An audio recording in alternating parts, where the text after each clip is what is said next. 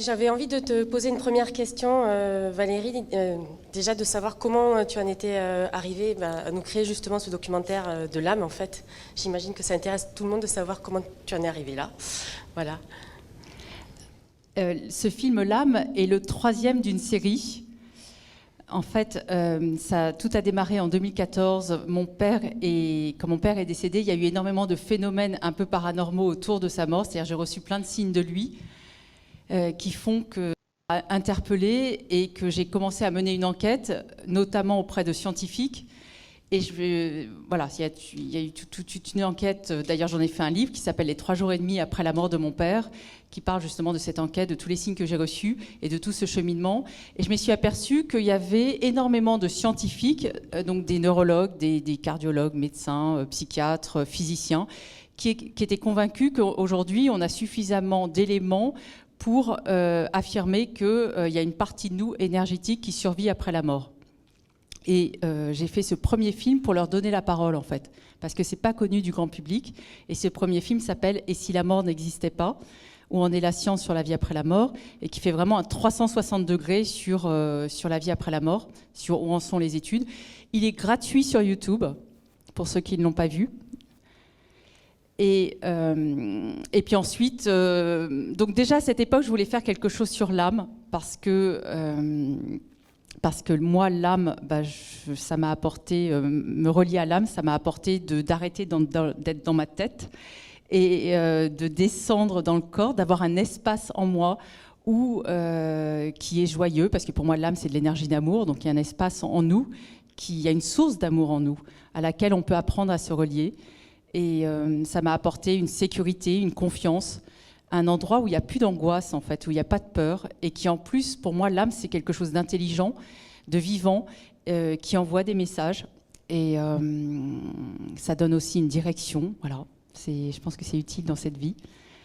Et puis, il y a eu aussi un deuxième film entre les deux qui parle du passage, en fait. Comment se préparer au passage.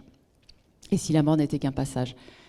J'ai un site, valérieseguin.com, qui donne les liens en fait des 3 films. Voilà. Mais si je raconte la petite histoire pour l'âme, ma première connaissance de l'âme, c'était il y a 25 ans. J'avais 30 ans à l'époque. J'étais pas du tout ouverte à ces sujets. J'étais très sportive. Et j'ai eu un grave problème de genou. J'ai un genou qui a été multi-opéré. Je devenais vraiment handicapée. Et une amie m'a traînée chez un magnétiseur. Je dis traîner parce que j'ai mis 1 an à y aller, parce que pour moi, c'était charlatan. Et cette personne m'a enlevé, en fait, elle m'a enlevé toutes mes douleurs. Et elle m'a demandé, êtes-vous croyante? Et je lui ai dit, pas du tout. Et elle m'a dit, mais vous voyez, l'âme, c'est les corps énergétiques. Là, je viens de réparer vos corps énergétiques. Et peut-être que ce qui vous arrive aujourd'hui, c'est pour que vous commenciez à vous occuper de votre âme. Voilà. Donc c'est la première fois que j'entendais parler du mot âme. Et cette femme a eu raison, parce que elle m'a dit, vous devriez commencer à lire des livres, à regarder, voilà, si vous êtes sensible à la spiritualité. Et elle a eu raison, parce que ce chemin m'a passionnée. Voilà, ça fait 20 ans que je lis, je suis sur un chemin spirituel et ça me passionne. Voilà, donc c'est parfois par la maladie qu'on trouve le chemin de l'âme. Vous avez vu dans ce film, il y a 2 femmes qui ont perdu des enfants, mais il y a aussi une 3e, Agnès Thévenin. Vous savez, cette femme qui dit vieillir, finalement, ce n'est pas si difficile que ce qu'on pourrait le croire. Et elle aussi, elle a perdu un enfant qui s'est noyé, sa première fille s'est noyée quand elle avait 2 ans. Et donc, il y a 3 femmes qui ont perdu des enfants et elles sont toutes lumineuses. Enfin, tout le monde est lumineux dans ce film.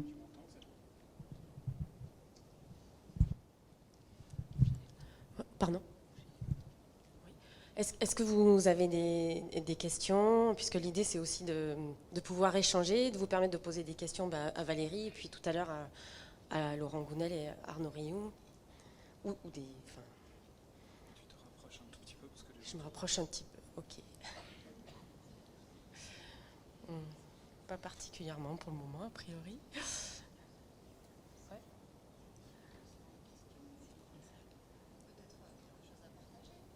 Ou quelque chose à partager, effectivement. Tiens. Alors, il y a un peu de timidité. Est-ce que vous avez... Profitons-en, on a Valérie avec nous. Donc, voilà, parfait. Alors, si tu veux bien dire ton prénom et puis ensuite... Merci beaucoup. Donc moi c'est Céline. Donc merci déjà pour votre création. Et ma question c'était, est-ce que le contexte sanitaire actuel, la crise que nous traversons, vous a encouragé d'autant plus à réaliser ce film? Alors, il ne m'a pas encouragée parce que pour moi, ce film, ça fait... quand j'ai commencé le premier film, donc en 2016, je voulais déjà faire celui-ci. D'ailleurs, Laurent Gounel, Thierry Janssen, Olivier Chambon, ce sont des interviews qui datent de 2016-2017. Et en revanche, pour moi, ce qui était important, c'est de diffuser 1h10 de lumière et de ne pas parler de quoi que ce soit de négatif. Voilà. Et comme je l'ai dit tout à l'heure, pour moi, être dans l'âme, surtout en ce moment, c'est source de... Voilà, il y a quelqu'un qui dit dans le film, il n'y a plus de peur, plus de jugement, plus d'angoisse. C'est un espace bienveillant, en fait, à l'intérieur de nous. Et en ce moment, je pense que c'est utile. Et une autre personne? Oui.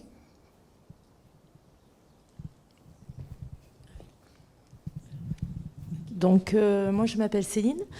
Donc, en fait, en voyant votre film, l'âme, pour moi, on en a tous une, qu'elle soit bonne ou mauvaise. Maintenant, je pense qu'on est tous sur Terre vraiment pour quelque chose, et c'est à nous de trouver notre voie. Maintenant, moi, je voulais faire part de mon expérience. J'ai ma mère qui est décédée en 2010.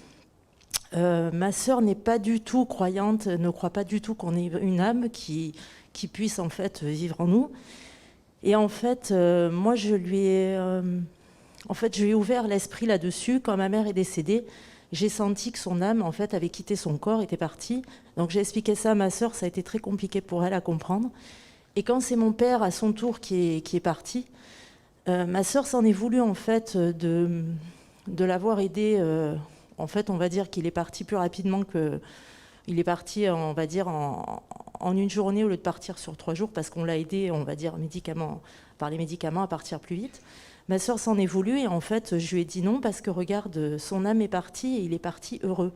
Et en fait, récemment, j'ai vu une voyante qui m'a dit que mon père, effectivement, était près de moi, il était parti sereinement et que ma mère aussi était partie sereinement.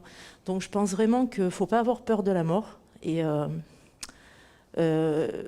j'espère qu'on part tous en fait dans un monde plus serein qu'actuellement. Mais voilà, je voulais dire qu'il ne faut vraiment pas avoir peur parce que je pense réellement au fond de moi on part pour autre chose et qu'on continue à vivre émotionnellement, notre âme continue à vivre. Voilà, notre corps, ce n'est qu'une enveloppe. Donc je pense que tous ceux qui ont peur vraiment de l'au-delà devraient vraiment se renseigner et puis... en fait, justement, faire de la spiritualité, faire de la méditation et se faire aider justement pour toutes les personnes voilà, qui ont peur de ça. Voilà. Merci pour votre témoignage. Tout à l'heure, j'ai parlé de signes de mon père. Qui a déjà reçu un signe d'un défunt ? Ouais. Alors c'est bien un quart de la salle et ça montre bien, les statistiques qui ont été faites donc avec des études par plusieurs biais montrent que c'est environ 20-25% de la population. On n'en parle pas beaucoup, mais c'est effectivement assez signifiant. Y a-t-il une autre question ? Oui. Allez, vous pouvez la dire et puis je la répéterai éventuellement.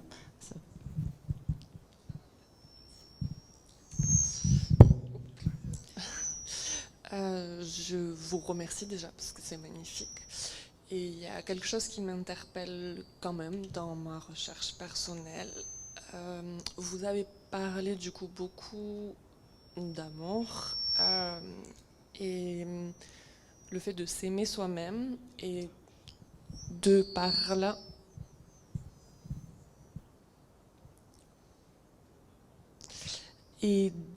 donc le fait de s'aimer soi-même et grâce au fait de pouvoir s'aimer soi-même accueillir et aimer les autres.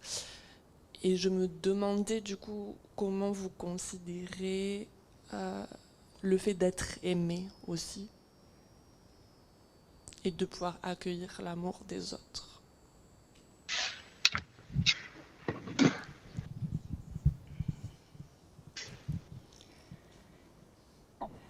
J'avoue que je ne sais pas très comment répondre à cette question. Pour moi, c'est effectivement important. D'ailleurs, toutes les traditions vous disent que ça commence par s'aimer soi-même. Hein. C'est d'ailleurs et que c'est déjà trouver l'amour en soi, en fait, cette source d'amour en soi, qui est cette sensibilité compassionnelle qu'on a au fond de nous. En fait, c'est une énergie d'amour. Et une fois qu'on l'a trouvé, on rayonne cet amour vers les autres et naturellement, on accueille les autres. Et pour moi, l'amour, c'est aussi une relation. Donc, c'est aussi recevoir l'amour de l'autre, c'est aussi accueillir l'autre tel qu'il est, dans la tolérance, dans le respect.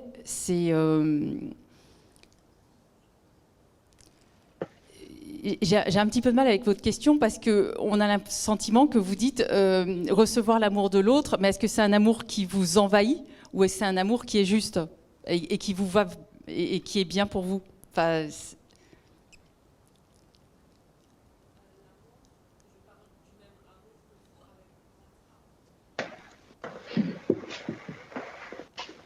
recevoir l'amour... en fait, on se sent aimé par cette énergie d'amour. Alors, par exemple, Lucie Hubert, dans le film, elle dit, c'est cette femme qui a perdu cet enfant en mer, elle dit, quand on se sent aimé par cette source, cette grande conscience, Dieu, enfin, quel que soit le nom qu'on lui donne, que c'est une force aimante, on se sent aimé et on n'est plus jamais seul. C'est très beau, cette phrase. En fait, quand on a trouvé cet espace, cette énergie d'amour en nous, et qu'on se sent relié à quelque chose, à cette force aimante qui est au-dessus de nous, qui nous dépasse, eh bien, c'est vrai qu'on ne se sent plus jamais seul. Donc Jung parlait beaucoup de complétude, en fait. On se sent complet. Oui, il y a...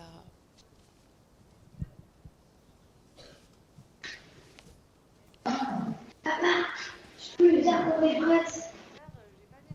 Je peux lui dire qu'on est prête. L'énergie,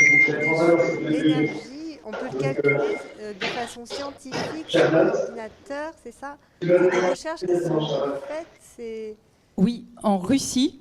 En Russie. En Russie, vous savez, pendant la guerre froide, dans les années 80, il y avait quand même un grand block-out avec l'Occident, et ce qui fait qu'ils ont beaucoup développé l'énergétique. D'ailleurs, ils expliquent que c'est la médecine spatiale, donc tout ce qui est lié à l'espace. Puisqu'ils n'avaient pas forcément les médicaments, donc ils ont développé la médecine énergétique et ils ont développé ces petites machines où c'est avec un doigt, finalement, parce que l'énergie, on a des ondes et en fonction on met chaque doigt en fait, dans la machine et ça nous calcule les chakras, en fait, la puissance de chaque chakra. Alors, si c'est dans le film, c'est parce qu'on l'a testé et on était 3 à le tester. Et c'est vrai que le résultat montrait bien l'état énergétique de chacun de nous 3. Donc, moi, j'ai trouvé que c'était assez juste.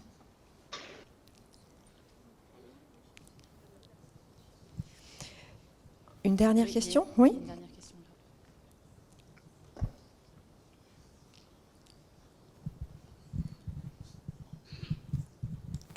Bonsoir, merci pour votre film et ce beau travail du coup de recueil, j'imagine, et de montage, parce que c'était très, très dense et très riche.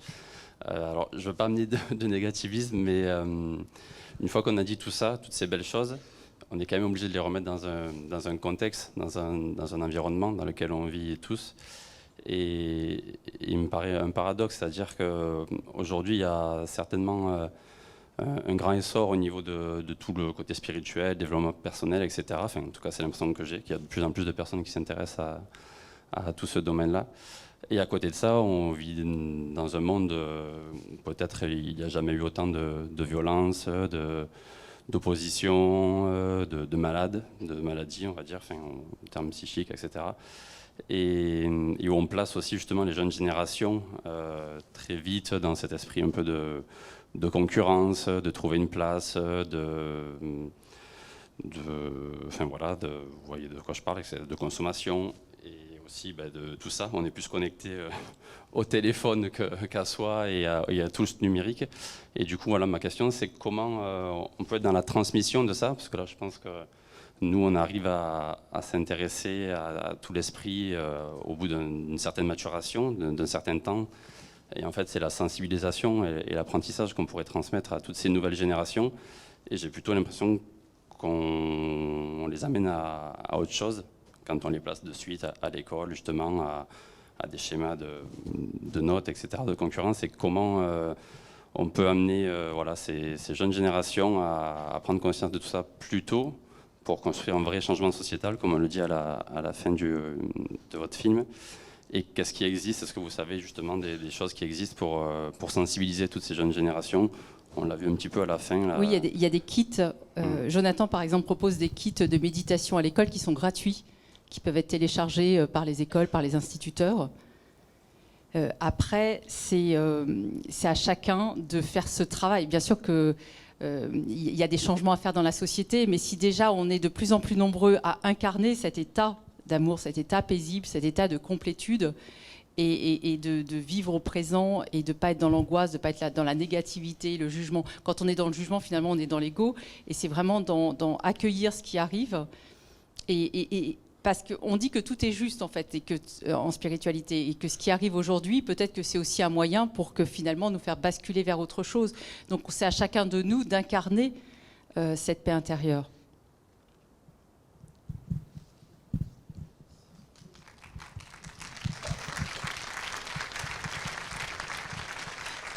Je voulais juste appuyer ce que tu disais avec...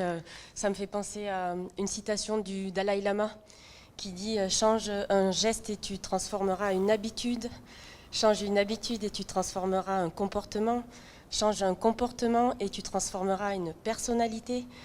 Et change une personnalité et tu transformeras une destinée. » Et je crois que chaque petit pas... Ah, pardon. Chaque petit pas, chaque geste compte et...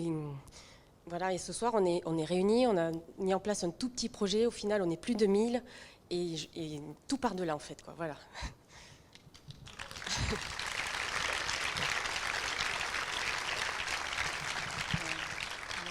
On est arrivé. Bon, alors on va laisser. Voilà. Donc on a le plaisir maintenant d'accueillir Laurent Gounel avec nous en visio. Donc qui va se joindre à nous pour la suite de la soirée pour échanger avec nous sur ce beau sujet. C'est Arnaud Rioux, c'est très bien, c'est parfait. Ah ben, et Laurent, voilà, on y est. Bonsoir. Bonsoir. Bonsoir à tous. Bonsoir Laurent, merci d'être avec nous ce soir. Est-ce que tu peux nous parler de l'âme et de l'intuition ou du rapport? Enfin voilà, quelle est toi ta vision de l'âme? Ok, déjà bonsoir à toutes, bonsoir à tous. Je suis très plaisir de vous voir à distance, voilà, depuis la Bretagne en l'occurrence. Alors, ta question Valérie sur le lien entre l'intuition et l'âme, en fait c'est une question qui est pertinente. Pourquoi? Parce que dans le film, les différents intervenants ont beaucoup parlé d'âme ce soir. Et en fait, on a tous utilisé une sorte de présupposé que l'âme existait, d'accord? Sauf que, enfin moi, c'est peut-être parce que je suis de culture scientifique, en tout cas à la base, je ne peux pas acheter un tel présupposé aussi facilement que ça, aussi rapidement que ça, d'accord? Pour moi, c'est une vraie question, même si, évidemment, je ressens en moi très profondément que l'âme existe. Et donc, moi, j'ai cherché qu'est-ce qui pouvait nous éclairer sur l'existence ou non de l'âme.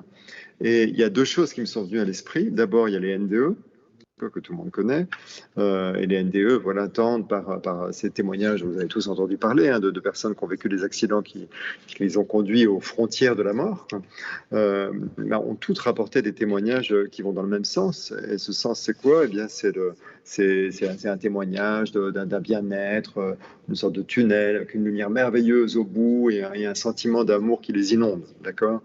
Et ce qu'il y a maintenant, on parle beaucoup des NDE, mais les premières ont été collectées par des scientifiques, des journalistes, il y a à peu près 50-60 ans, d'accord, à une époque où il n'y avait pas Internet et où la télé n'était pas diffusée comme maintenant, et notamment dans certaines parties du monde assez reculées.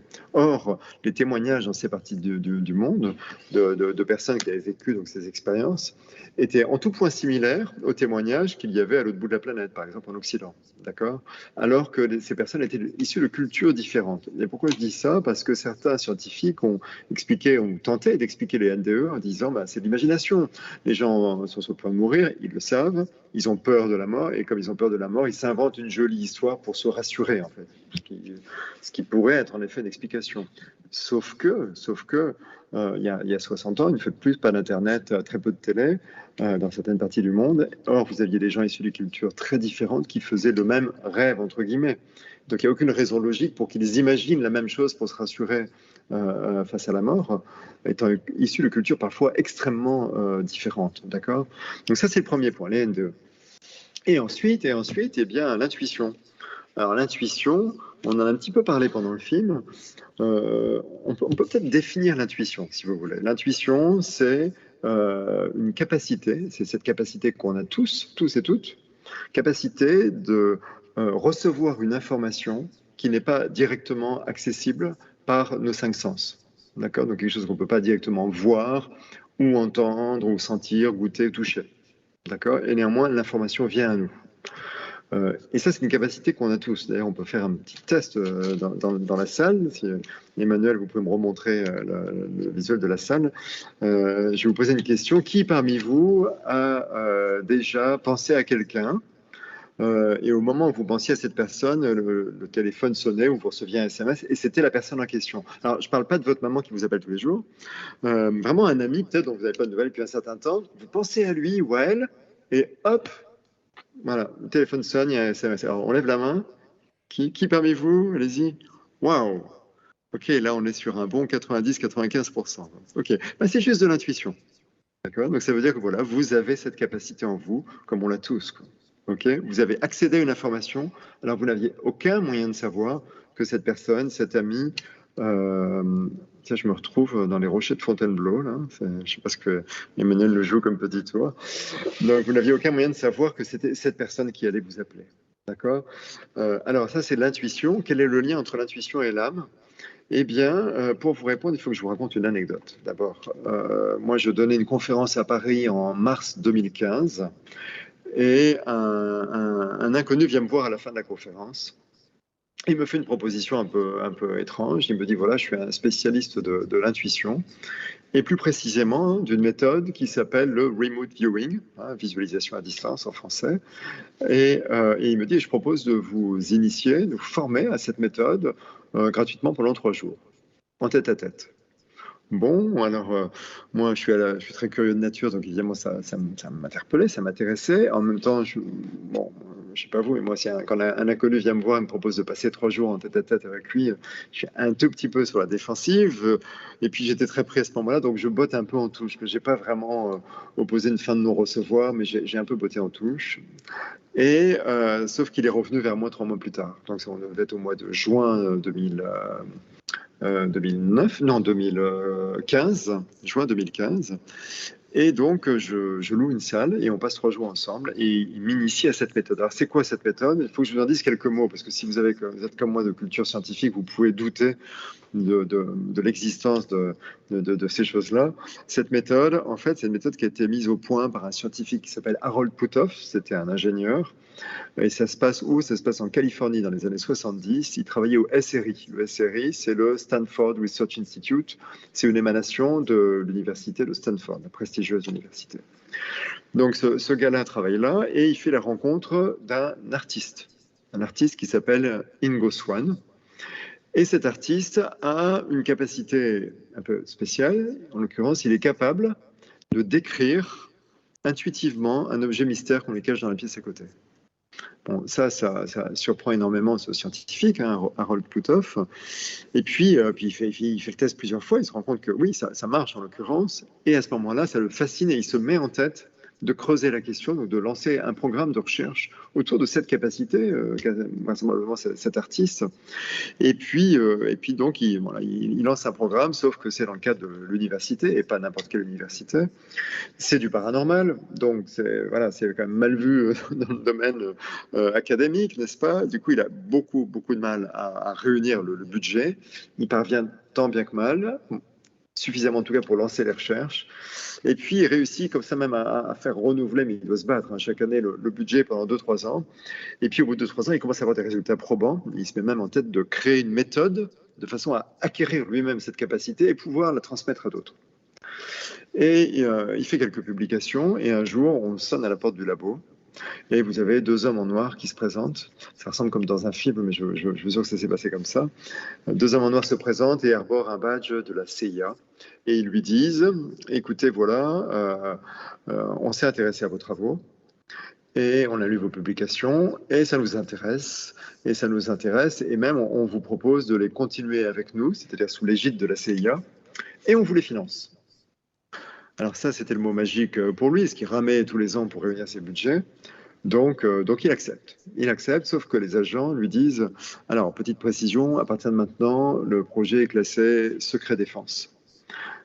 Secret absolu. Et puis, au fait, on va aussi déménager le labo. Donc, vous allez quitter la Californie et l'université de Stanford et vous allez rejoindre un terrain militaire. Voilà, on va vous installer à Fort Meade, c'est à 3/4 d'heure à l'est de Washington, nord-est de Washington. C'est le terrain qui abrite aujourd'hui la NSA, vous savez, les grandes oreilles américaines qui nous écoutent tous les jours. Et donc voilà, ils installent des baraquements là. J'ai vu la photo des baraquements de l'époque, c'est assez incroyable. C'est comme des cabanes en bois peintes en blanc, vous voyez. Et ils financent en effet ces recherches. Mais ils financent, quand je dis qu'ils financent, c'est chaque année, dans le plus grand secret, le Congrès américain a alloué des millions de dollars à ce projet. Ça a duré 25 ans. Et puis, ils ont mis à sa disposition du personnel. Alors, tous étaient des militaires, parce qu'il fallait maintenir le secret défense. Et donc, ils sélectionnaient, en l'occurrence, parmi les militaires, ceux qu'ils percevaient comme étant des hyper-intuitifs, entre guillemets. Alors, tout le monde est intuitif, je vous l'ai dit tout à l'heure, mais certains ont plus facilement que d'autres accès spontanément, avant d'être formés à l'intuition. Et donc, il a travaillé avec eux. Et il a mis au point cette méthode qui s'appelle donc le remote viewing. Voilà, il a aussi beaucoup travaillé sur comment ça marche. Parce qu'en fait, c'est très facile de démontrer que l'intuition existe, d'accord, vous pouvez en faire de l'expérience facilement. Par contre, lui, ça l'intéresse aussi de comprendre pourquoi, enfin, d'où ça vient, comment on capte ces informations qui ne sont pas directement accessibles par nos sens, quoi. Et à un moment donné, il a présupposé que ça pouvait être des ondes peut-être magnétiques, électromagnétiques. Donc, qu'est-ce qu'ils ont fait? Voilà, une fois de plus, il y avait des gros budgets. Donc, ils ont affrété un sous-marin, carrément. Ils ont mis un intuitif, un hyper-intuitif dans le sous-marin. Ils l'ont plongé à une profondeur soigneusement calculée pour minimiser le passage, en fait, des ondes.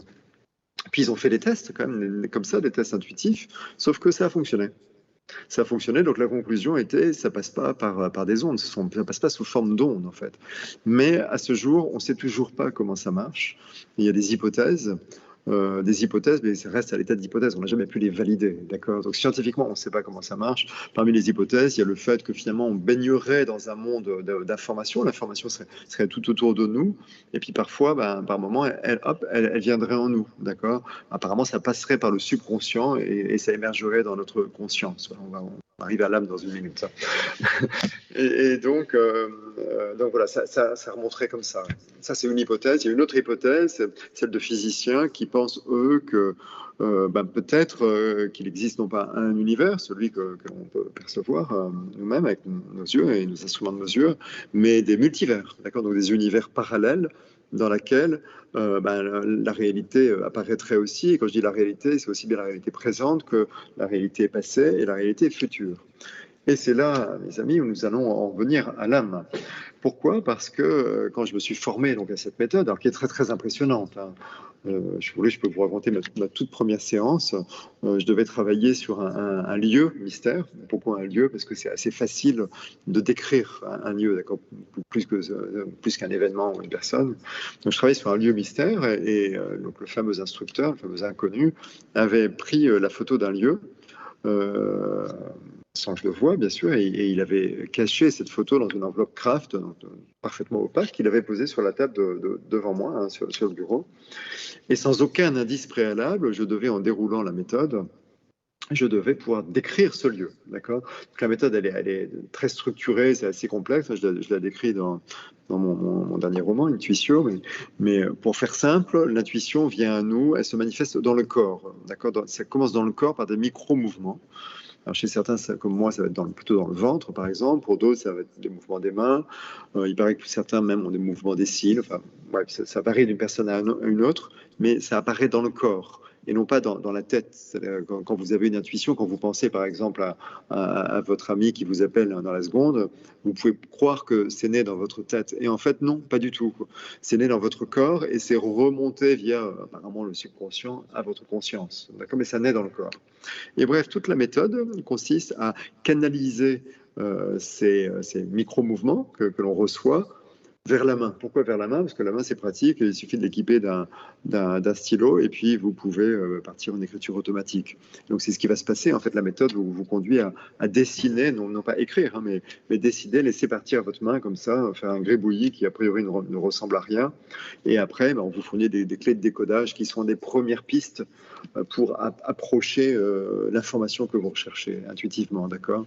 Puis aussi, ça vous conditionne à un certain état d'esprit, une sorte d'état légèrement modifié de conscience. Puis ensuite, vous laissez l'information venir à vous, mais de manière brute. Et c'est ça qui est très perturbant au début, c'est que l'information tend à être totalement dénuée de sens. Vous voyez, vous allez voir des couleurs, des sons, des odeurs, un toucher, mais vous ne saurez pas ce que c'est. D'accord. Parfois, il y a une information fulgurante, comme ça vous est arrivé lorsqu'un ami allait vous appeler, quoi. Mais assez souvent, ça ne vient pas comme ça. C'est une information très brute et dénuée de sens. C'est assez dur à exploiter. Pourquoi? Parce que tout de suite, notre cerveau, parce qu'il a besoin de sens, n'est-ce pas, eh bien, interprète ces éléments. Donc moi, je me souviens, ma première séance, par exemple, j'avais interprété, je voyais que c'était un peu mouillé, vous voyez, mais mouillé, ça ressemble à rien, quoi. Mouillé. Qu'est-ce que je percevais d'autre? Je percevais des lignes verticales et horizontales. Je percevais du vert, du beige, enfin bref, je commençais à percevoir des informations brutes, sensorielles brutes, et tout de suite mon esprit s'en est emparé mais je ne le savais pas en fait, et j'ai une image qui m'a traversé l'esprit qui était une île déserte avec des cocotiers, quoi. Et j'étais intimement persuadé que ça y est, j'avais l'information, donc je dis à l'instructeur, c'est bon, j'ai trouvé, je sais ce que c'est une île déserte, il y a des cocotiers, voilà, un peu à l'horizontale, une belle mer. Bon cliché, je devais avoir besoin de vacances à ce moment-là, je crois. Et il me dit, non mais c'est juste pas possible, quoi. C'est pas possible à ce stade de votre formation, c'est une création mentale. Et en fait, il m'a expliqué que notre cerveau s'emparait des informations qui nous viennent intuitivement, qui sont exactes, qui sont véridiques, et échafaude, en fait, construit quelque chose à partir de ces informations brutes. Donc moi, c'était une île déserte, et en l'occurrence, le lieu n'avait rien à voir avec ça. Donc il a fallu que j'apprenne à mettre de côté toutes ces interprétations de mon cerveau, et c'est un gros travail, croyez-moi. Bref, j'arrive à la fin de cette séance, je fais un résumé de toutes les sensations, les perceptions brutes que j'avais obtenues. Et donc, il y avait quoi? Des lignes horizontales, je vous l'ai dit, verticales, c'était un peu mouillé. Qu'est-ce que je voyais d'autre? Des formes rondes multiples. Et puis, je voyais que c'était lumineux, plus vers le fond. Vous voyez, je n'aurais rien pu faire de cette information. Ok, ça ressemble à rien de spécifique.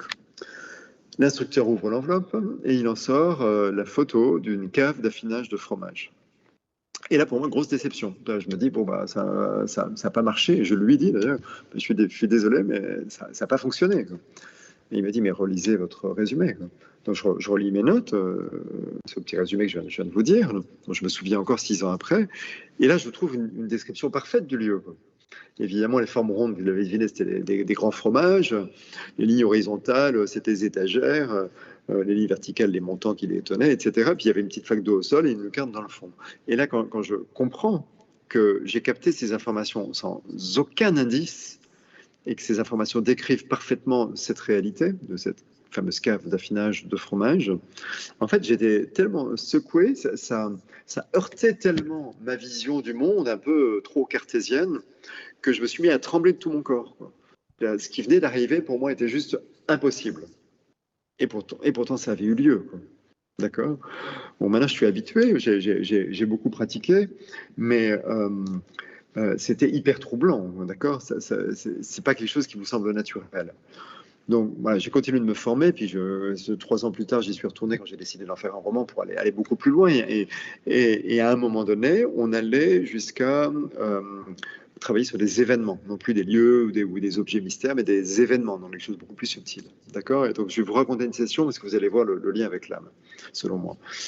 Cette session donc, commence. Très vite, je perçois de l'eau, beaucoup d'eau.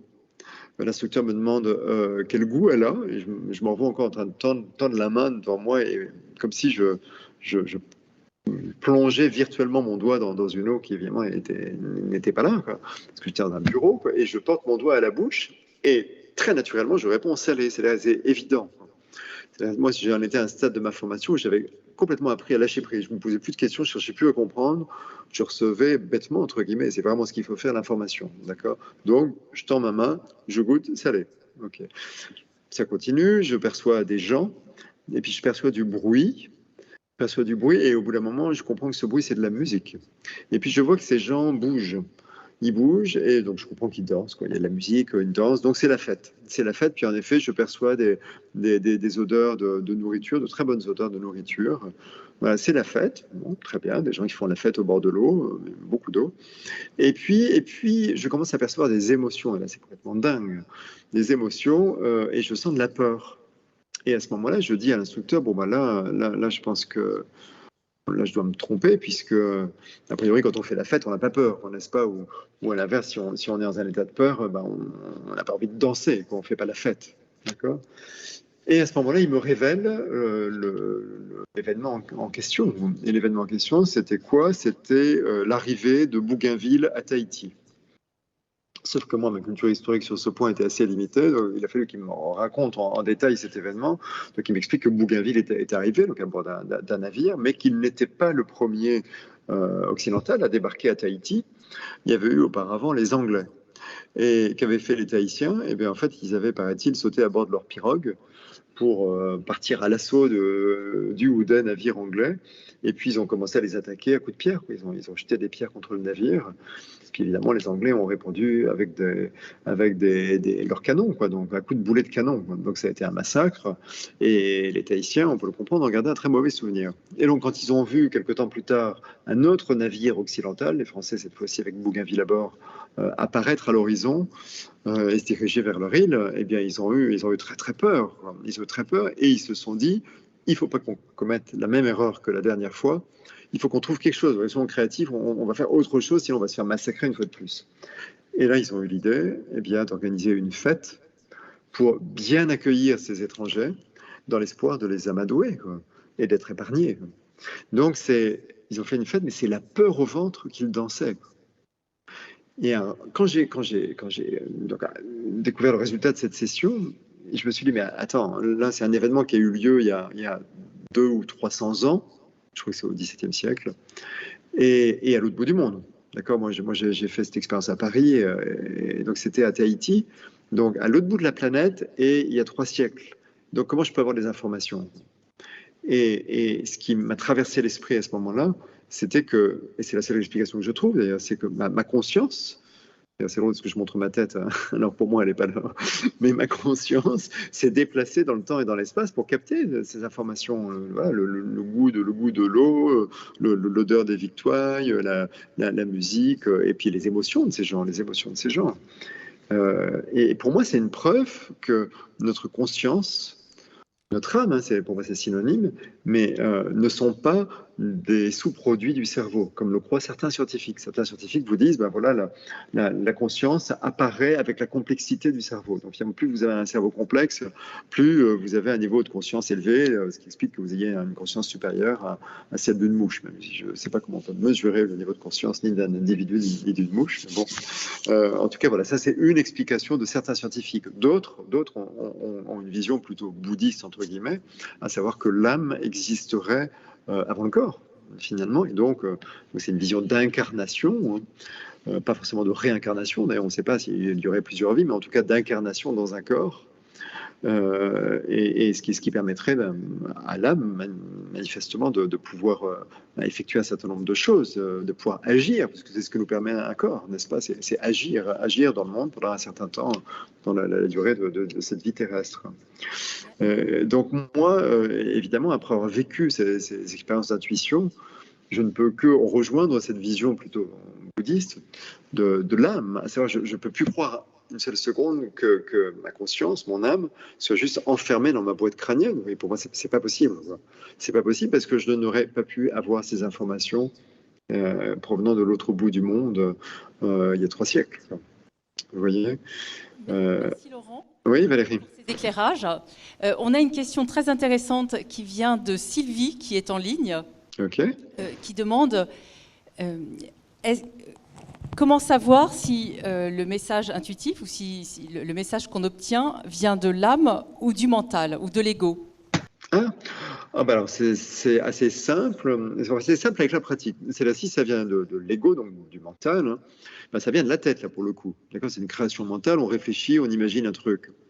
Alors que je vous l'ai dit, l'intuition, elle se manifeste dans le corps et elle remonte après à l'esprit. D'ailleurs, c'est un peu le trajet inverse. Vous prenez par exemple une peur, d'accord, un bon exemple de quelque chose qui est créé par le mental. Enfin, sauf si ça correspond à un danger réel, mais là, on sait bien que la plupart des peurs, de nos peurs, d'accord, sont créées par le mental et correspondent à un danger imaginaire. Donc l'idée naît dans le cerveau. On ressent de la peur et la peur, elle descend dans le corps. Vous allez par exemple vous mettre à trembler. Okay, donc ça naît dans le cerveau et ça descend dans le corps. L'intuition fait le chemin inverse. Elle naît dans le corps et puis hop, de temps en temps, voilà, et puis on peut l'aider avec une méthode, mais c'est pas forcément nécessaire. De temps en temps, ça remonte à l'esprit, quoi. Ça remonte là-haut, quoi. Donc c'est le chemin inverse. Ça veut dire qu'avec l'expérience, si vous vous entraînez à l'intuition, vous allez apprendre à distinguer en fait entre les intuitions et les créations mentales.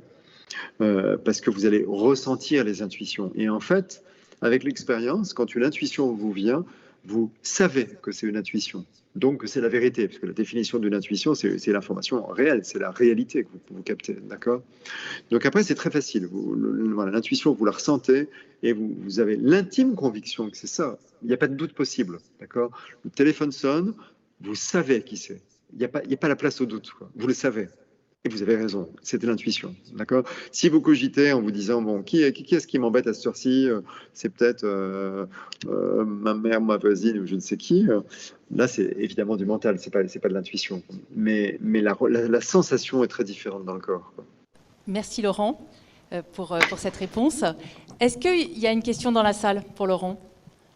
Comment se fait-il qu'on a instinctivement une intuition et puis finalement on va suivre un autre chemin? Eh bien, la réponse c'est parce que vous êtes allé à l'école. Je ne dis pas ça pour critiquer l'école, évidemment, c'est utile. Oui, pourquoi l'école? Parce qu'à l'école, on nous apprend à réfléchir, à nous concentrer, mais pas que l'école. Hein, nos parents, quand j'étais petit, mon père me reprenait régulièrement, il disait, enfin, réfléchis, voyons, réfléchis. Donc on a appris que si on était quelqu'un d'intelligent, il fallait se concentrer et réfléchir, et que c'est là-dedans qu'on allait trouver les réponses à nos questions, d'accord?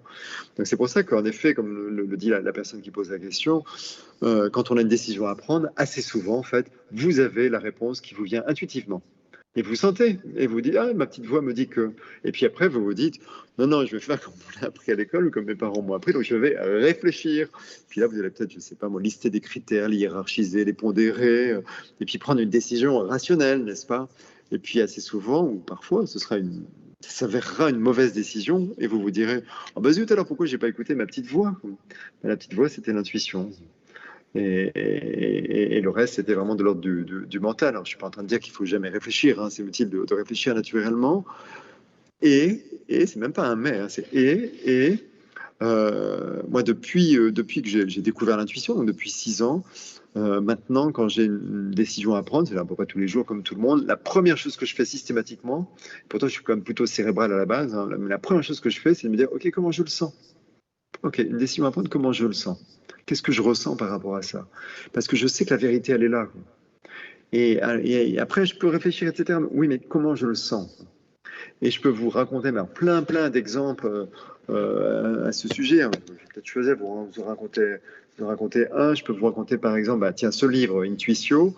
J'étais en train de l'écrire quand, en octobre ou novembre 2019, je reçois un coup de fil de Philippe Robinet, le patron de Calman Levy, qui me dit, bon alors, est-ce que ton livre sera prêt pour qu'on le publie dans un an, donc en octobre 2020, en octobre 2020.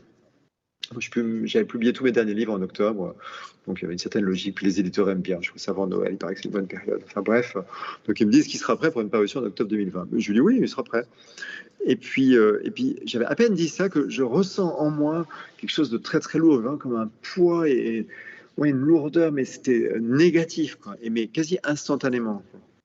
Et donc je lui dis tout de suite, attends, le livre sera prêt, mais je le sens pas. Me demande pas pourquoi, j'aurais pas su dire, mais je le sens pas, je le sens pas. On va pas le publier en octobre. Alors Philippe me dit, écoute, c'est un peu bizarre, mais bon, si tu le sens pas, je vais pas te forcer. Donc tu veux le publier quand, ce livre? Et je lui réponds, écoute, on va décaler de quelques mois, on va mettre ça au printemps 2021. Il me dit, OK, donc c'est comme ça qu'on a fixé la date, et il est sorti en avril 2021. Et un an plus tard, donc on est en octobre 2020, eh bien, c'était le 2e ou 3e confinement et toutes les librairies de France étaient fermées. Donc ça, je ne l'ai pas anticipé. Il n'y avait pas encore le Covid à l'époque. Mais j'aurais pas su dire. Mais je savais qu'il y avait un problème et qu'il ne fallait pas que le livre sorte en octobre. Et des exemples comme ça, j'en ai à l'appel. Et je suis sûr que vous en avez aussi à l'appel. Merci Laurent. Et d'ailleurs, est-ce que éventuellement tu pourrais nous partager ce sur quoi tu écris en ce moment ? Alors là, j'écris sur un tout autre sujet. Et un tout autre sujet, et même ce sera un livre très différent de mes autres livres. Ce ne sera pas un roman initiatique, il n'y aura pas de lien avec le développement personnel, avec la psychologie ici quand même, mais pas avec le développement personnel. En fait, c'est un livre qui touche à la situation actuelle, la situation pas uniquement sanitaire, mais plutôt politique liée au contexte sanitaire. D'accord. En l'occurrence, c'est un livre, alors, écrit comme toujours sous forme de roman, qui pose la question de l'équilibre entre la sécurité, à laquelle on aspire tous légitimement, quoi, et la liberté. Sécurité, liberté, parce qu'évidemment, comme on le constate tous depuis quelque temps, maintenant, notre liberté en prend un coup, n'est-ce pas, au nom de la sécurité. Et il n'y a pas franchement de débat par rapport à ça. Et donc, moi, j'avais envie de poser la question, jusqu'où sommes-nous prêts à aller en renonçant à notre liberté pour plus de sécurité? Et c'est une vraie question, c'est un vrai débat, je trouve. Et puis, c'est aussi l'occasion dans ce roman de fournir mes clés de décodage de tout ce qu'on nous a fait subir, je dirais, depuis 1 an et demi, pour un peu mieux comprendre la situation. Voilà, donc c'est un livre que j'avais envie d'écrire, qui n'a rien à voir avec les autres. C'est pas feel good, je dirais, loin de là. Mais voilà, j'avais envie de partager ça et peut-être provoquer une petite prise de conscience chez ceux qui le souhaitent. Et alors, pour ce livre, intuitivement, la date de sortie? Alors là, c'était pas intuitif. Enfin, c'était pas intuitif. Mon éditeur m'a proposé. Je lui ai dit, je veux le sortir le plus tôt possible. C'est un livre que j'ai écrit très très vite. J'ai travaillé 7 jours sur 7, de très tôt le matin jusqu'à très tard dans la nuit. Donc je l'ai écrit en quelques mois, ce qui ne me ressemble pas. Moi, mes livres, je les écris en 2 ans d'habitude. Mais là, voilà, comme c'est un trait au contexte actuel, je voulais absolument le sortir vite. Et il m'a dit que c'est pas possible. Alors, le 23 février, je lui ai dit, OK, c'est bon, je prends. Mais je ne sais pas si c'est une bonne note. J'ai pas eu de sensation particulière par rapport à ça. Je ne peux pas vous dire. Je ne sais pas si c'est une bonne date. Merci Laurent. Est-ce qu'il y a une dernière question rapide pour Laurent? Parce qu'il y a Arnaud qui est présent maintenant. Merci tout d'abord pour ce très beau documentaire qui m'a énormément touchée. Merci également pour cette belle intervention. J'avais une question toute simple. Vous dites que l'intuition est à la portée de tous. Est-ce que vous pensez que l'intuition se développe pour tous de la même manière, ou que l'intuition se développe quand on est face à certaines adversités de la vie? J'ai pas la réponse à cette question. On a tous cette capacité, je vous l'ai dit, c'est certain. Ça se développe. Alors, j'irai déjà pour la développer, je peux vous donner 2 pistes. D'abord, c'est d'y croire. C'est-à-dire, si vous n'y croyez pas, je ne sais pas si vous allez fermer le canal, peut-être pas, mais en tout cas, vous ne reconnaîtrez pas les intuitions quand elles se présenteront à vous, ça c'est certain. Le simple fait d'y croire vous rend vigilant, j'ai envie de dire, ça ouvre vos sens, ça éveille votre attention, et donc vous êtes plus à l'écoute de ce qui émerge en vous. Donc ça, c'est la première chose, et naturellement, du coup, ça va la développer. Après, ça se pratique. Alors, vous pouvez, comme moi, vous former au Emoji Wing, par exemple. Et c'est vrai que le fait de pratiquer... Enfin, moi, aujourd'hui, j'utilise quasiment plus la méthode, mais je l'ai énormément utilisée parce que je voulais la maîtriser avant d'écrire le livre. Mais maintenant, je l'utilise presque plus. En fait, ce que j'utilise, en revanche, c'est ce que je vous ai dit tout à l'heure, c'est mon ressenti. C'est-à-dire, à partir du moment où vous savez que vous avez de l'intuition, eh bien, en fait, les choses sont assez faciles. Mais une fois de plus, je n'aurai pas le temps de vous expliquer toute la méthode. Elle est assez je ne dirais pas qu'elle est complexe, mais c'est long, c'est hyper structuré. Mais s'il y a 2 choses à retenir, c'est un lâcher prise par rapport à l'interprétation. Voilà, n'interprétez pas. soyez juste à l'écoute de ce qui arrive, d'accord, n'interprétez pas. Et quel second conseil je vous donne, je ne peux oublier. Le second conseil, c'est d'interpréter. Et puis, ah oui, c'est aussi ne pas avoir peur, en fait. C'est-à-dire ne pas avoir peur de ne pas y arriver. Dites-vous que c'est une capacité naturelle. Et en fait, c'est aussi naturel que de regarder quelque chose. Vous voyez, si vous vous tournez vers votre voisin ou votre voisine de gauche, vous allez la voir. Bon, ça vous surprend pas, d'accord? C'est naturel. Vous pouvez pas échouer en la regardant. Mais l'intuition, c'est pareil, en fait. C'est naturel, vous pouvez pas échouer. Voilà, c'est une question de lâcher prise, d'acceptation et de lâcher prise.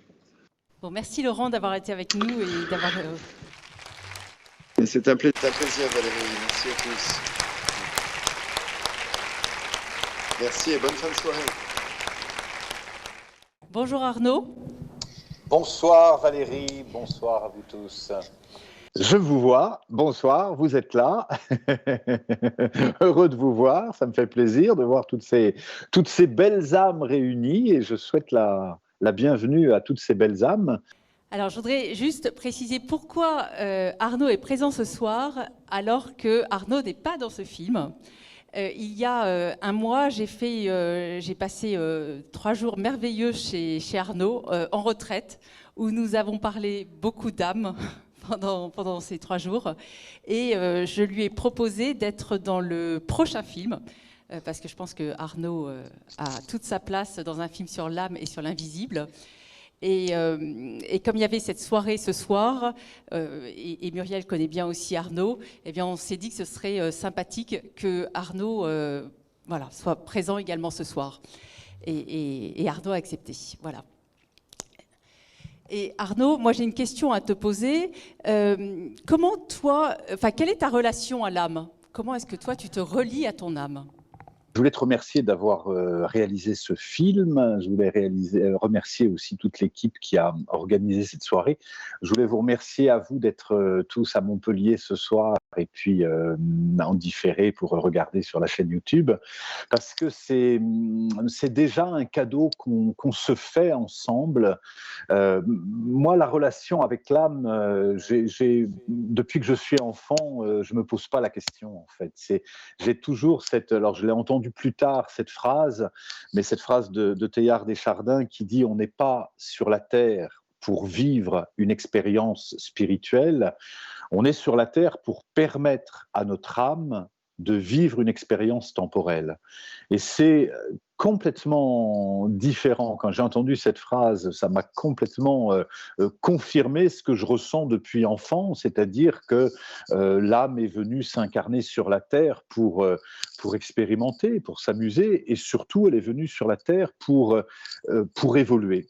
Parce que c'est l'incarnation, c'est l'une des possibilités qui nous est donnée d'évoluer, de grandir et surtout d'aimer parce que c'est notre nature. Cette question, elle me fait penser à mes amis chamans quand je les fais venir de Mongolie et qui viennent, comme je suis très en lien avec eux régulièrement, je les fais venir en France et ils viennent donner des consultations, ils viennent donner des conférences et donc les gens viennent les voir pour avoir une consultation avec le chaman et très régulièrement, les chamans viennent me voir à la fin de la session en disant « Arnaud, il y a quelque chose qu'on ne comprend pas, c'est que tous les Français nous posent la même question, c'est quoi ma mission de vie ?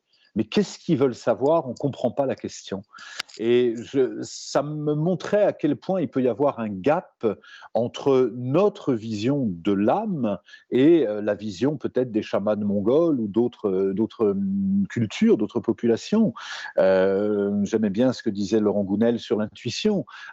À partir du moment où on ne sent pas son âme et qu'on n'y croit pas, on n'a aucune raison d'introspecter pour voir un petit peu qui est cette âme et quel est son rôle sur la Terre. Moi, mon premier métier, avant de donner les conférences et d'écrire les livres que je fais, j'ai été comédien, metteur en scène. Et au théâtre, ce qui se passe, c'est que l'acteur, il joue un rôle. Il joue le rôle d'Octave, de Célio, de Macbeth, voilà, il joue un rôle sur la scène et à la fin de la représentation, il enlève son maquillage, il enlève son costume, il retrouve sa personnalité. Et pour moi, on vit tous un rôle sur la Terre le temps d'une incarnation et je pourrais dire que l'âme, c'est l'acteur en nous qui va jouer un rôle, c'est-à-dire qui va jouer ce soir le rôle de l'auteur ou du conférencier et que l'âme, elle vient d'un espace non duel et elle vient s'incarner sur la Terre, sur une planète où tout est duel. Hein, c'est-à-dire que je veux m'approcher de toi, mais si je m'approche, j'étouffe, et si je m'en vais, tu me manques. Là, il fait trop chaud, là, il fait trop froid. Donc, tout est duel sur la Terre. Et l'âme, elle est venue incarner la non-dualité. Et donc, je prends autant soin de toi que de moi parce que je suis un prolongement de toi. Il lakesh, comme disent les Mayas, c'est-à-dire je suis un autre toi. Et dans le film que je viens de terminer de tourner, qui s'appelle Etugen, j'ai interviewé Ernie Lapointe, qui est l'arrière-petit-fils de Sitting Bull, et qui avait cette très belle image quand on s'est rencontrés. Il me regardait dans les yeux et il me disait « Tu es un fragment de mon âme et je suis un fragment de ton âme. » Et nous avons été ensemble dans ce grand magma qu'on appelle le grand esprit, qu'on appelle le grand tout, qu'on pourrait appeler Dieu si ce n'était pas connoté d'esprit de séparation, mais en tout cas le grand tout. Et nous sommes, le temps de l'incarnation, incorporés dans une personnalité qui fait que je vais être Arnaud, Valérie, Muriel, Jacques, Nicolas, etc. Et tout le chemin sur cette terre, c'est de se rappeler que le passage sur la terre est très court, que l'âme est venue apprendre quelque chose et que tout ce qu'on n'aura pas appris dans cette incarnation, bah, on reviendra. Merci Arnaud. Arnaud, selon toi, est-ce que les animaux ont une âme ? Ça, c'est une belle question parce que quand on a un petit peu de sensibilité et qu'on a une relation avec les animaux, la question ne se pose pas du tout. C'est-à-dire qu'il y a aussi pour les animaux j'aime pas trop parler de mission parce que ça a un côté un peu chevalier, mais il y a un chemin d'incarnation. Et les animaux viennent sur la Terre aussi pour leur permettre de s'élever. Alors, de la même façon que quand on parle des humains, il y a tellement de différences entre celui qui, je ne sais pas, passe sa journée à vouloir tuer son ennemi et celui qui passe sa vie à méditer. C'est-à-dire qu'il y a des niveaux de conscience qui sont très différents chez chacun. Certains vont sentir leur âme, l'honorer toute la journée, l'accompagner toute la journée. D'autres ne vont pas du tout y croire et d'autres ne vont pas se poser la question. Et pour les animaux, c'est pareil. On a certains animaux qui sont spirituellement très élevés.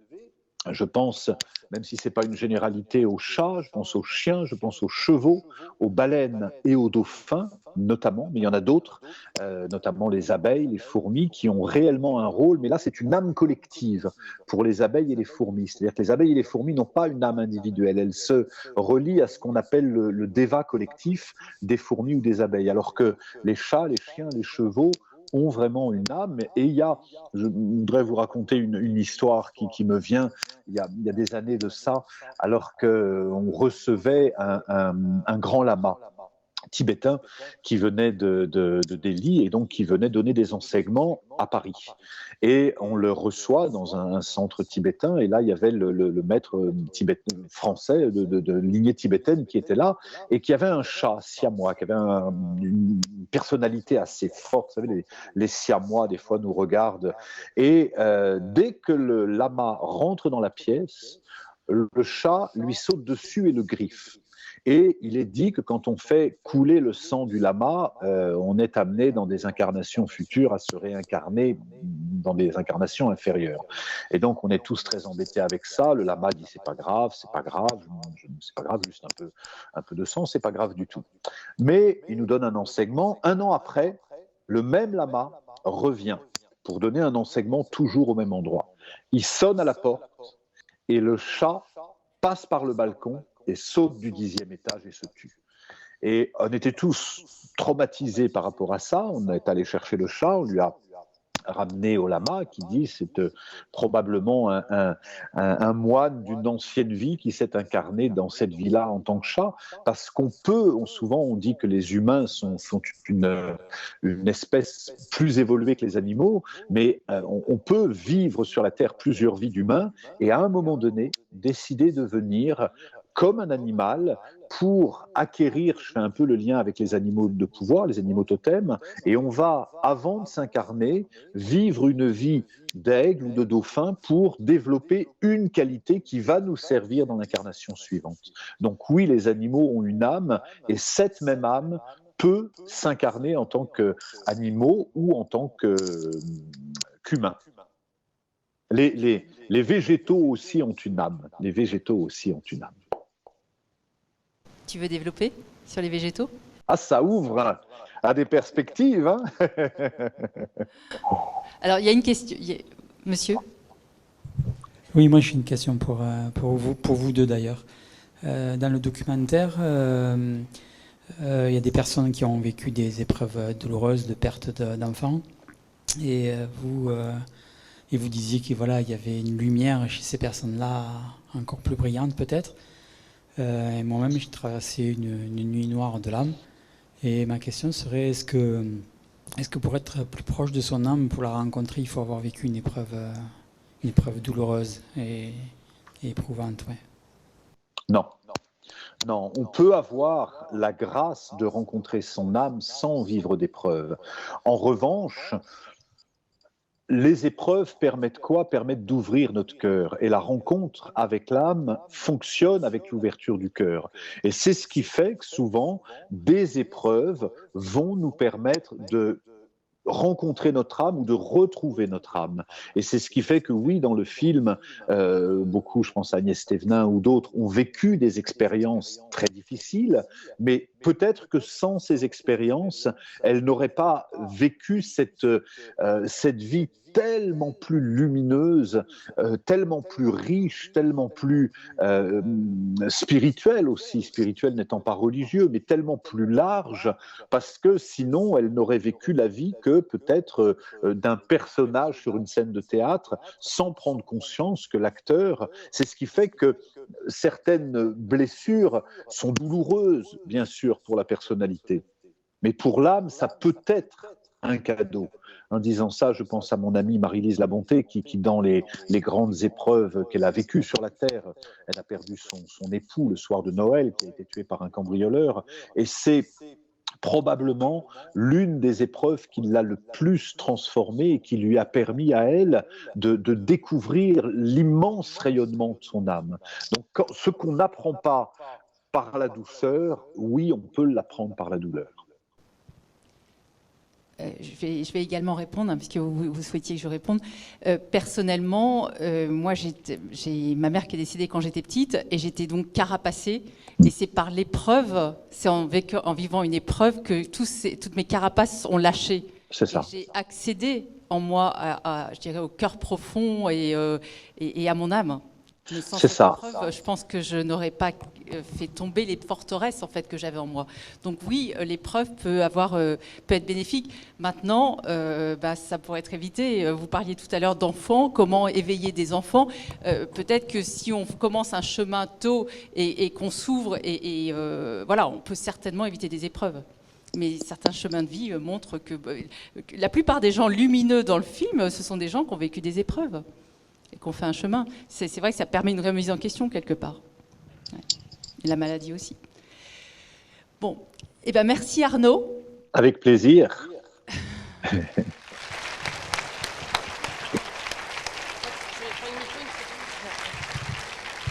Juste, j'en profite, Arnaud, pour annoncer, même si la date n'est pas totalement arrêtée, mais normalement, Arnaud nous fera l'honneur d'être là le 10 juin pour nous présenter Etugun, dont il nous parlait tout à l'heure. Voilà.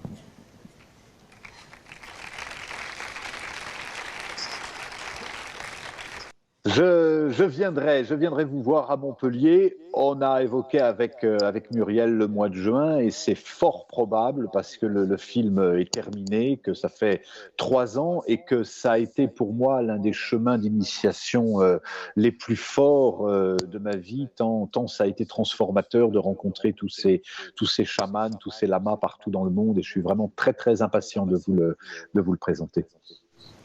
Oui, il nous tarde aussi. On te dit à bientôt.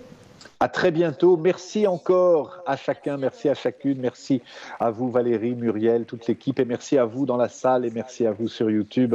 Je vous souhaite de tout cœur d'honorer votre âme. C'est quelque chose que vous pouvez peut-être faire ce soir simplement en se disant, je voudrais juste terminer sur cette anecdote, un jour où je faisais un stage sur la rencontre d'âmes et il y a un type qui était un scientifique, on venait de terminer 7 jours de stage et lui il était très malheureux parce qu'il n'avait jamais rencontré son âme.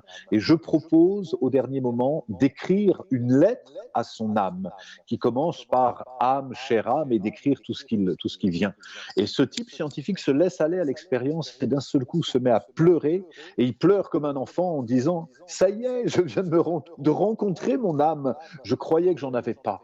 Donc c'est à la fois une expérience, la rencontre avec l'âme qui est tellement simple, tellement belle et je vous souhaite de tout cœur de la rencontrer, de la dévoiler pour réaliser qu'elle était là depuis le premier jour.